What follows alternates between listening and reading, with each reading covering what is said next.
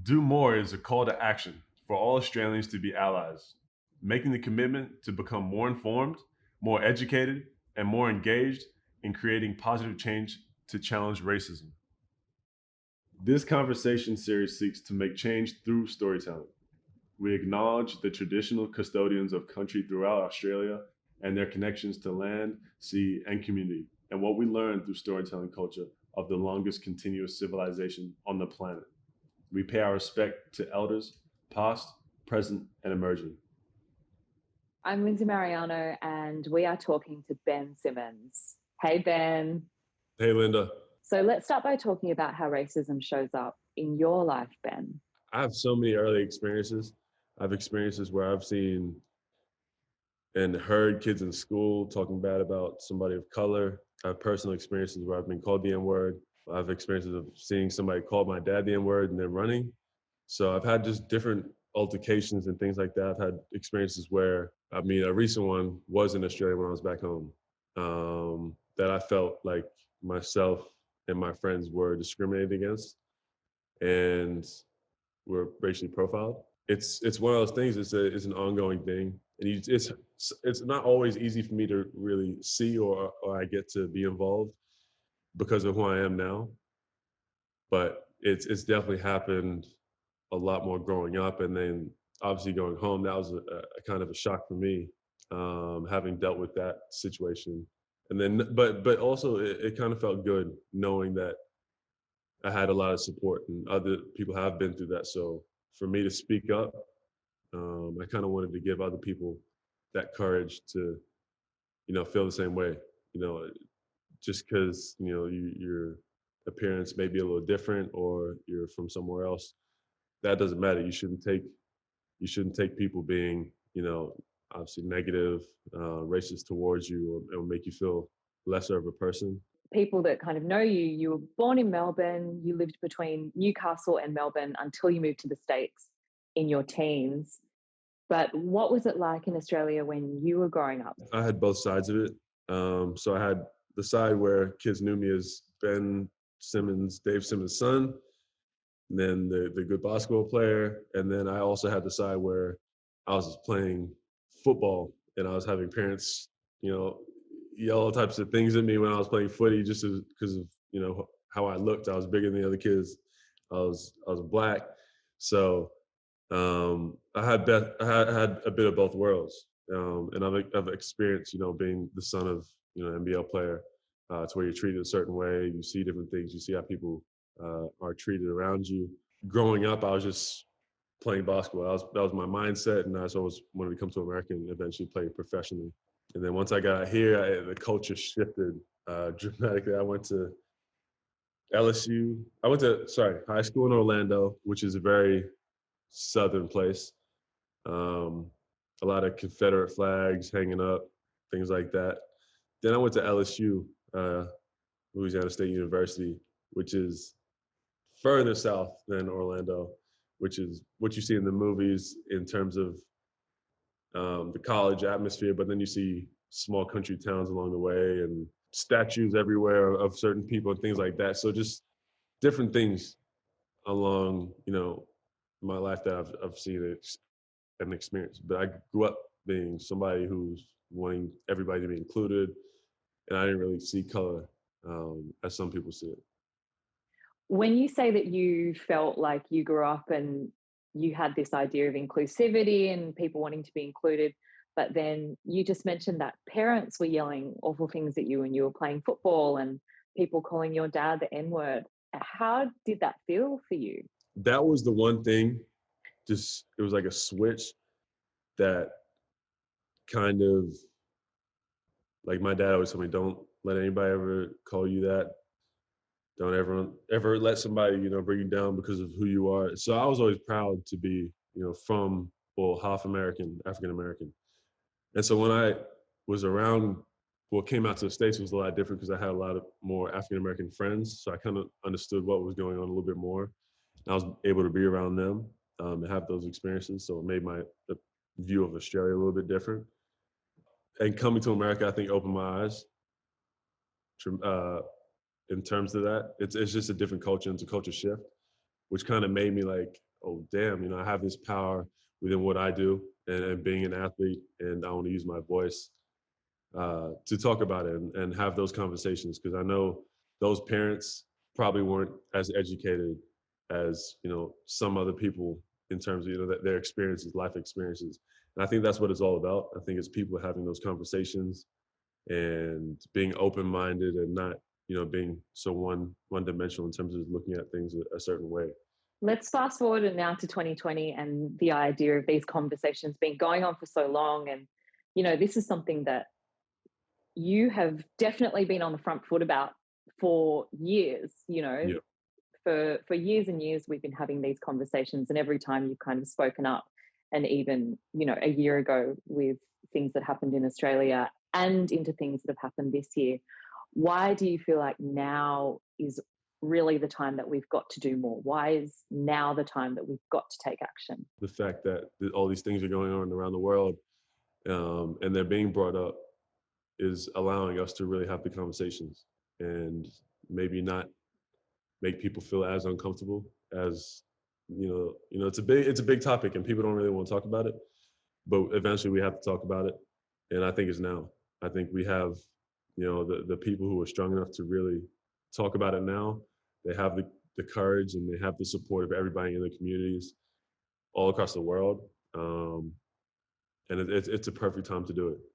It's a time where everyone's really coming together. The marches that were happening in Philly were all over America, but specifically Philly that I saw were great. I had teammates go to them. I had family members that attended them, so they were able to be a part of that. And to see that gives you the courage and confidence to talk about it. It allows people to know you're not scared or anything like that. That you want to end something. It may not be completely ended. There's always going to be people who are just like that, I guess. But if we can help each other and bring each other up and not pull each other down, I think that's the most important thing. Yeah, it's a long journey. Tell me about your it's a long road. Yeah. Tell me about your specific role in that and why you think it's important for someone like you or in a position like yours to speak up and not sit back in a way that can be seen as potentially passive. Because I know if I wasn't who I was today and I was just a kid in Australia having the same dreams and goals but if I didn't have the same opportunities that I've had, then who else would do it? And who are they representing? I feel like I'm blessed to be in the situation I am. I'm one of the top athletes in Australia, and my voice is going to be heard. And that's what I want people to hear. I want people to know that I have their back, and I support them, no matter where I am in the world or wherever I am, and that it is important. And I do care, because I know if I wasn't who I was today, then I would definitely want somebody to be that person to step up and say something. And I'm blessed to be able to do all this and try to create a little movement and push and for people to really listen. So if I'm able to do it, then I believe I'm doing the right thing. So in order for me to do this, I obviously had to get people to join in. And I feel like the people that we have who have joined along have been perfect examples. I think, Hugh said it best, that Australia is known for being a very diverse place, but that's not enough. We want to be able to really show that we're a diverse country and we appreciate every culture and every person there. That is something that is definitely the feeling that I have when I think about what Australia is and what Australia feels and looks like. It feels so diverse and so inclusive in a way, in terms of the faces that I think of when I think of my Australian friends and that kind of friendship circle. But it is that thing where the white Australian family, or the things that are portrayed on, when I turn on the TV or when I'm driving down a highway and I look at the billboard and they're advertising something to Australians, it's quite rare that you would see a face like mine or like yours or like somebody else? How much do you think that that needs to shift? I think that that's going to shift with everything going on now. I think that's also a big part of it.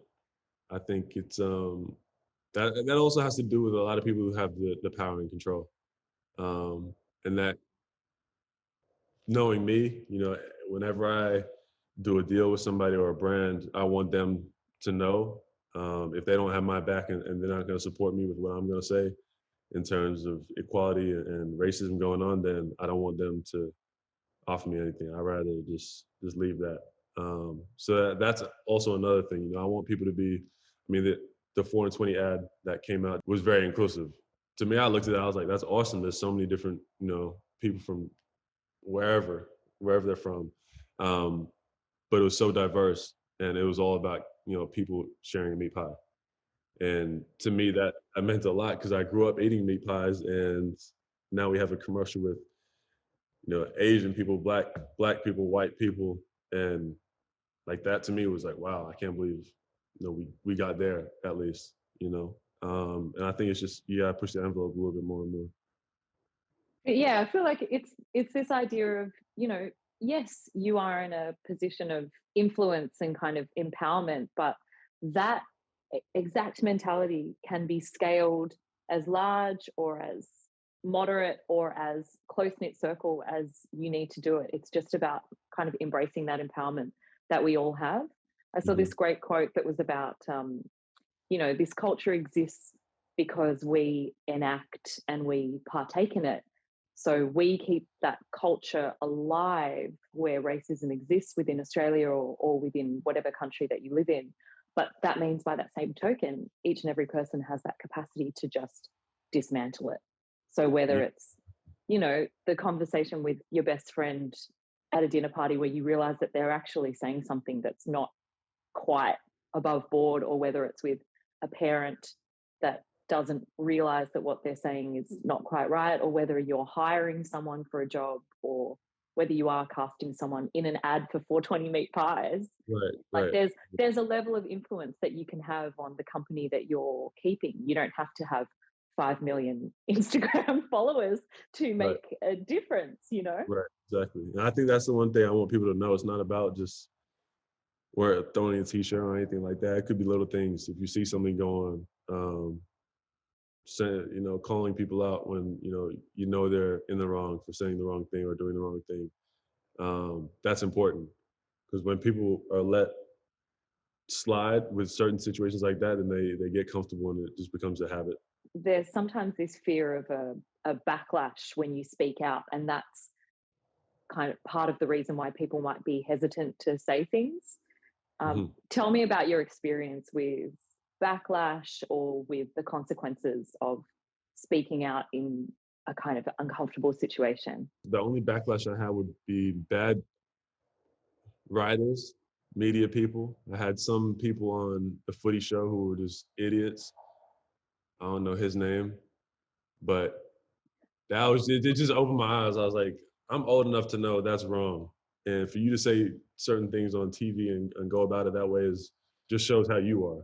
And that makes you look bad. So I don't really get too bothered with the people or media, whoever's saying what, just because I know I'm going to hold my own. I'm not really afraid of speaking my mind, which is why I'm doing this also, because, the more people we have who do speak up, hopefully it's the less people who are really going to give, the back talk. But I mean, I'm all for it. I don't mind, people tweeting me or burning my jersey or whatever it is. I'm fine with that. Let's talk about some tangible ways in terms of doing more that people can do, because sometimes I think the hurdle of feeling helpless can feel like something that is very hard to get past in terms of physically doing more. So having those uncomfortable conversations, how else can people apply those mentalities? It could be everyday things. It could just be how you treat somebody else, and goes back to what you just said before, having those conversations. I think that's a huge one in terms of kids. I think all kids should be aware, or somebody should educate them for sure. whether it's the parents or, but it's also hard when, you know, some parents don't know. So I think it's more so everybody having a conversation and people talking and really understanding where Australian history comes from. And you know, there were people there prior to, you know, people coming into the country and invading and all of that happening. And that's happened in America. It's happened all over the world. It's happened with, you know, the Native Americans. It's not something to be ignored. And if we're going to be a world that cares about each other and wants to bring each other up, then we're going to do more. And that's really what it comes back to. It's doing the right thing. It's talking, have those conversations, opening people's minds up to what's going on. And on top of that, it really depends personally what somebody can help with. You know, not everyone has the same ability or is able to go out and help the same way. But every little thing counts. Let's talk about the future of doing more and of taking this great change into the world of Australia. How do you see Australia existing in the face of not having racism exist anymore? How do you see the future of Australia? There's just more opportunities for people of color. There's been a talk about, a continuous talk about the indigenous people of Australia, that, you know, that before, you know, people came here, there was a foundation already built. And I think we don't appreciate the indigenous people enough. Those who don't have any opportunities, you know, helping those kids, whether it's education, food, shelter, whatever it is. I think it's just showing that, you know, everybody cares about each other. And it's not only, you know, the people that are doing the middle class families or the wealthy families. It's, you know, everybody. And I really strongly believe that. It's an Australia that operates on the front foot of compassion and of respect. Definitely, definitely. Not everybody's going to be superstars or anything like that, or doctors, but as long as people have opportunities and they feel like a human and they're being treated like a human being, then and respected, I think then we're on the right path. So Ben Simmons, how can people in their everyday lives do more? Yeah, I think it's not as hard as people think. It's about listening, having open conversations, trying to do your research and learning, you know, what the situation is and what people deal with on an everyday basis. So it's listening, it's the learning part of understanding where that comes from and acting on it. And if, you know, if you're able to act and you see something wrong, or speaking up for somebody else, you're doing something, you're helping, you're being, you know, a part of something bigger than yourself. And that's helping each other. So that's really what anybody ever wants, you know, is a little bit of help, and support. Ben Simmons, thank you for this chat and talking about what do more means to you. Definitely. Thank you for having me. Appreciate it. Find ways you can do more at domoreproject.com.au.